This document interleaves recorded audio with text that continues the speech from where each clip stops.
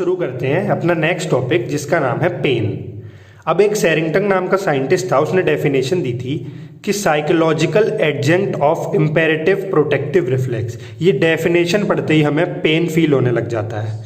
क्यों? क्योंकि ये डेफिनेशन बिल्कुल समझ में नहीं आती है क्या बोल रही है। तो इस डेफिनेशन को पहले देखते हैं। डेफिनेशन में साइकोलॉजिकल एडजंक्ट, एडजंक्ट का मतलब होता है जॉइंट टू, इम्पेरेटिव का मतलब होता है अर्जेंट। तो ये कहता है कि साइकोलॉजी है ये ब्रेन की जो ज्वाइन कर रही है अर्जेंट प्रोटेक्टिव रिफ्लेक्स को। किससे? जो भी स्टिमुलाई आ रहा है, जो डैमेज करने के लिए स्टिमुलाई आ रहा है। अगर इसको सिंपल शब्दों में अगर हम समझे तो ये क्या है? अनप्लीजेंट सेंसेशन है aroused by stimuli that damage innervated tissue. मतलब किसी भी टिश्यू में कोई भी डैमेज करने की जो भी स्टिमुलाई है जो कि अनप्लीजेंट सेंसेशन की फॉर्म में अराइज हो रही है, उसको हम पेन बोलते हैं। अब पेन दो टाइप के होते हैं, एक होता है सुपरफिशियल, एक होता है डीप। सुपरफिशियल वही जो बॉडी के सुपरफिशियली प्रेजेंट होगा। तो इसमें क्या होता है कि हार्ट रेट और ब्लड प्रेशर बढ़ जाएगा। और डीप पेन मतलब कहीं डीप विसरा वगैरह में पेन हो रहा है, तो वो उसमें क्या होता है कि हार्ट रेट और बीपी कम हो जाता है। हम अब अपने पुराने कुछ वीडियोज अगर रिवाइज करें तो हमने रिसेप्टर्स में पढ़ा था कि फ्री नर्व एंडिंग जो है, जो कहाँ प्रेजेंट थी एपिडर्मिस पे, वो सेंसेशन ले जाती है पेन। तो यहाँ पे हमारा रिसेप्टर जो लेके आएगा वो कौन होगा? Free nerve ending. और अगर आप बात करें ट्रैक्ट्स की, तो हमने ट्रैक्ट्स में पढ़ा था लेटरल स्पाइनोथैलेमिक ट्रैक्ट, जो क्या लेके जा रहा था? पेन। तो दोनों रिसेप्टर कौन सा हो गया? Free nerve ending. और ट्रैक्ट कौन सा हो गया? Lateral spinothalamic tract.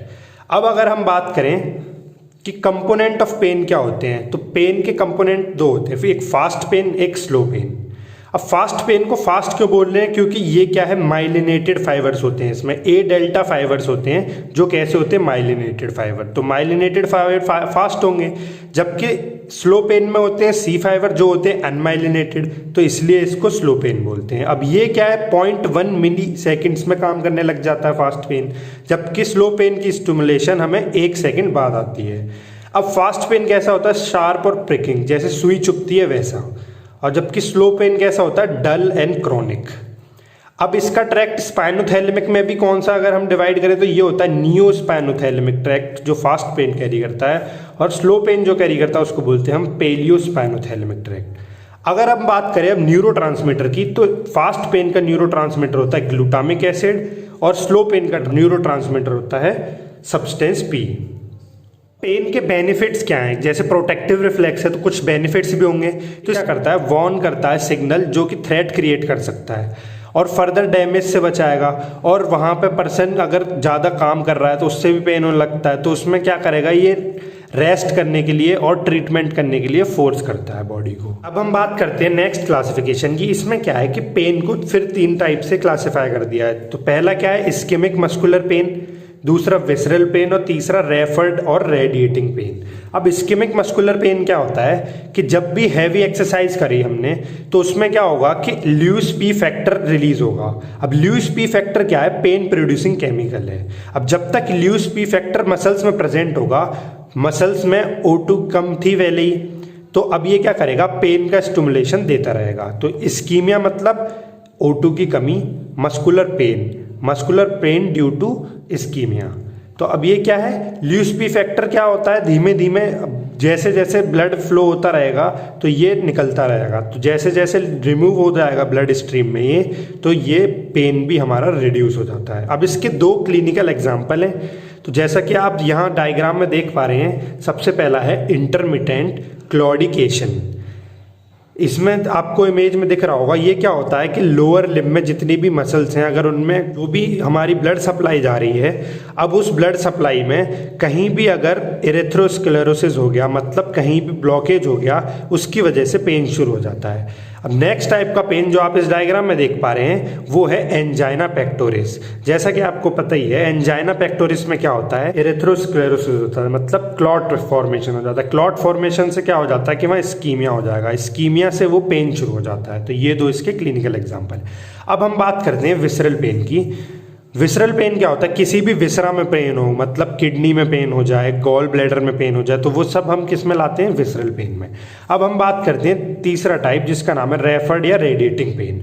कभी कभी क्या होता है कि पेन कहीं और हो रहा होता है, उसका ओरिजिन कहीं और होता है पेन का, लेकिन वो पेन फील किसी और पार्ट पे हो रखा होता है, तो उसको ही हम बोलते हैं sensation of pain other than injured और डिजीज पार्ट, उसको हम कहते हैं रेफर्ड पेन। अब रेफर्ड पेन किस में, इसके एग्जाम्पल क्या है कि फैंटम लिम्ब। अब कभी कभी क्या होता है कि जैसे ये उंगली है मेरी, अब ये कहीं कट गई, अब ये उंगली जितनी कट गई, अब ये मेरे को फील होती रहेगी। अगर यहाँ कोई चाकू चला देगा तो मुझे अभी भी यही फील होगा कि मेरी उंगली में किसी ने चाकू मारा और मुझे पेन फील होगा। ऐसा क्यों होता है, क्योंकि यहाँ से जो नर्व जा रखी हैं वो नर्व तो यहीं तक थी पहले, नर्व एंडिंग, तो वो नर्व्स को तो नहीं बताना कि अभी यहाँ पे फिंगर है कि नहीं है, तो वो सेंसेशन देती रहती है नर्व, जिसकी वजह से हमें पेन फील होता है। दूसरा होता है कि गॉल स्टोन, जब जो गॉल ब्लैडर में गॉल स्टोन हो जाते हैं तो उसका पेन जो है हमें राइट शोल्डर की टिप पे फील होता है। वो क्यों फील होता है, तो ये आपने डर्मेटोम्स पढ़े होंगे कि सेम नर्व सप्लाई जिन जिन एरियाज की होती है वहाँ पे भी पेन सेंसेशन जहाँ भी होंगे, जैसे गॉल स्टोन, गॉल ब्लैडर की जो नर्व सप्लाई है और राइट शोल्डर की टिप की जो नर्व सप्लाई है वो सेम है, तो इसलिए पेन जो है वहाँ फील होता है। अब बात करते हैं रेडिएटिंग पेन की। रेडिएटिंग पेन क्या होता है कि जहाँ पे ओरिजिन है, जैसे एंजाइना पेक्टोरिस में क्या होता है कि जैसे पेन शुरू हुआ हार्ट से, तो वहाँ से ऐसा लगता है कि रेडिएट कर रहा है, और रेडिएट कर रहा है वो लेफ्ट शोल्डर पर रेडिएट करता है। ऐसा लगता है कि पेन हमारा चल के जा रहा है, रेडिएट हो रहा है। कहाँ पे, जैसे अगर यहाँ पे हम अगर हार्ट मान लें और यहाँ पे ये शोल्डर मान लें, तो यहाँ से ऐसा फील होता है कि जैसे ये रेडिएट हो रहा है यहाँ पे ऐसे। अगर हम पेन का पाथवे देखें तो कैसे होगा कि यहाँ पे वही रिसेप्टर फ्री नर्व एंडिंग पे जैसे ही यहाँ पे स्टिमुलेशन आएगा, यहाँ से ये बना फर्स्ट ऑर्डर न्यूरॉन ने ये बनाया डोर्सल रूट गैंग्लियन, और ये यहाँ पर आ गया। पिछली वीडियो में हमने बताया था कि यहाँ पे ये क्या है, ग्रे मैटर 3 पार्ट में डिवाइड होता है। सबसे ऊपर वाले पार्ट को हम बोलते हैं डोर्सल, बीच वाले को बोलते हैं इंटरमीडिएट, और आगे वाले को बोलते हैं वेंट्रल हॉर्न। तो डोर्सल हॉर्न और वेंट्रल हॉर्न यहाँ पे क्या होता है कि ये डिवाइडेड होते हैं, इनको बोलते हैं लेमिना। अब ये लेमिना 1 2 3 4 ऐसे करके होती हैं, और यहाँ पे प्रेजेंट होता है न्यूक्लियस, जिसको हम बोलते हैं सबस्टेंशिया जिलेटिनोसा। अब फर्स्ट ऑर्डर न्यूरॉन आया सबस्टेंशिया जिलेटिनोसा में, और इसने रिलीज किया न्यूरोट्रांसमीटर जो अभी पढ़ा था पीछे, सब्सटेंस पी। अब सब्सटेंस पी क्या करेगा, स्टिमुलेट करेगा सेकंड ऑर्डर न्यूरॉन को, और सेकंड ऑर्डर न्यूरॉन ये अभी बताया था कौन सा ट्रैक्ट होता है, लेटरल स्पाइनोथैलेमिक ट्रैक्ट। तो यहाँ पर लेटरल स्पाइनोथैलेमिक ट्रैक्ट होता है, लास्ट वीडियोस में पढ़ा है। तो अब ये ऊपर गया और यहाँ पे ये जाके थैलेमस में पहुंच गया, और थैलेमस में जाके सेकंड ऑर्डर न्यूरॉन खत्म हो गया। यहाँ से थर्ड ऑर्डर न्यूरॉन शुरू होगा जो कि जाएगा कॉर्टेक्स में, और कॉर्टेक्स में एरिया पहले ही बता चुके हैं पहली वीडियोज में कौन कौन से होते हैं, सोमैटोसेंसरी एरिया और वो सब, तो आप लास्ट वीडियोज देख सकते हैं। अब हम बात करते हैं थ्योरीज ऑफ रेफर्ड पेन की। तो 2 थ्योरी हैं, एक होती है थ्योरी ऑफ कन्वर्जेंस, एक होती है theory of facilitation.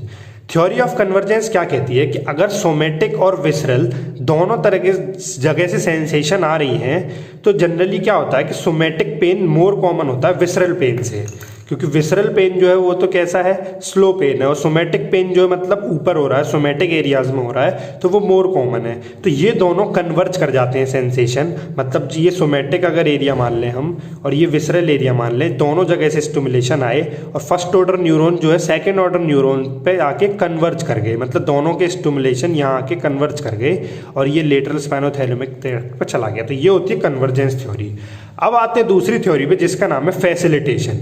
Facilitation theory क्या बोलती है कि जब भी एफरेंट विसरल में से आ रहे हैं, वही विसरल और सोमेटिक, तो विसरल सेंसेशन क्या करते हैं कि कॉन्शियस लेवल पे नहीं पहुंच पाते क्योंकि स्लो हैं, तो ये क्या करते हैं कि सब लमाइनल फ्रिंज बना लेते हैं। अब जैसे पहले पढ़ रखा है पिछली वीडियोज में, सब लमाइनल फ्रिंज क्या होता है कि जब भी हमें स्टिमुलेशन बढ़ानी होती है तो हम सबलमाइनल फ्रिंज बना देते हैं। तो सबलमाइनल फ्रिंज क्या करता है कि यहाँ से जो नॉर्मल स्टिमुलेशन जाती जैसे एक जाती, तो ये क्या करेगा, दोनों जगह अपने क्या दे देगा, स्टिमुलेशन। तो यहाँ से स्टिमुलेशन जो गया, अब वो क्या करेगा, इसको कॉन्शियस लेवल तक रीच करने में हेल्प करेगा। तो यहाँ से ये गए सेंसेशन, यहाँ क्या हो रहा था कन्वर्जेंस में कि दोनों आके मिलके एक न्यूरॉन ले जा रहा था ऊपर, जबकि यहाँ क्या हो रहा है कि एक सेंसेशन 2 को दे रहा है और ये तो दे ही रहा है तो यहाँ पे 2 लेके जा रहे हैं तो यहाँ पे ज़्यादा इफेक्टिव होता है। तो ये सबलमाइनल फ्रिंज क्या करता है कि इसको ये क्या कर देगा, रीच करने में हेल्प करेगा कॉन्शियस लेवल तक। इस वीडियो को यहीं पे ख़त्म करते हैं। नेक्स्ट वीडियो में कल हम पढ़ेंगे कि यहाँ पे जो डिसेंडिंग पाथवे आ रहा है और गेट कंट्रोल थ्योरी, ये मतलब क्या है, एनाल्जेसिया सिस्टम है, मतलब पेन इनहिबिटिंग पाथवे पढ़ेंगे कल की वीडियो में। Thank you for watching. अगर वीडियो अच्छी लगी हो तो लाइक हिट करें, सब्सक्राइब करें और अपने दोस्तों के साथ ज़्यादा से ज़्यादा शेयर करें और अपनी क्वेरी या कोई भी सजेशन कमेंट सेक्शन में बताएं।